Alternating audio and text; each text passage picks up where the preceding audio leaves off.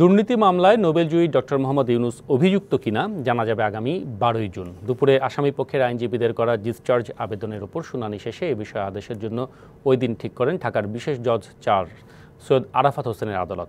এর আগে শুনানির শুরুতে ইউনূস ছাড়া সব আসামিকে লোহার খাঁচার কাঠগড়ায় দাঁড়াতে বলা হলে অন্যান্য আসামিদের সাথে ডক্টর ইউনূসও দাঁড়ান সেখানে। মিনিট 10 পর সেখান থেকে বের করে তাদের এজলাসে বসানোর আদেশ দেন বিচারক। উভয় পক্ষের শুনানি শেষে অভিযোগ গঠন বিষয়ে আদেশের জন্য আগামী 12ই জুন দিন ঠিক করে আদালত।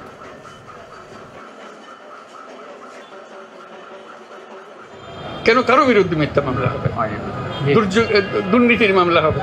এই দুটোকে দাঁড়িয়ে কেন আমাদেরকে কথা বলতে হবে? আমার একটু সহকর্মী সারা জীবন দিয়েছে তারা মানুষের উপকার করার জন্য, তাদেরকে হেনস্থা কেন করতে হবে? তাদেরকে লোহার খাঁচায় কেন ঢুকতে হবে? অভিশপ্ত জীবনের একটা বড় পর্যায়ে পৌঁছে গেছি, সেটা বুঝলাম যে অভিশাপ অনেক উপরে নিয়ে গেছে এখন আমাকে। উভয় পক্ষের শুনানিতে 12 তারিখে আদেশের জন্য রেখেছেন, কারণ তারা কিছু কাগজপত্র দাখিল করেছেন। আমরা যুক্তিতর্ক প্রদর্শন করেছি, তারাও যুক্তিতর্ক প্রদর্শন করেছেন।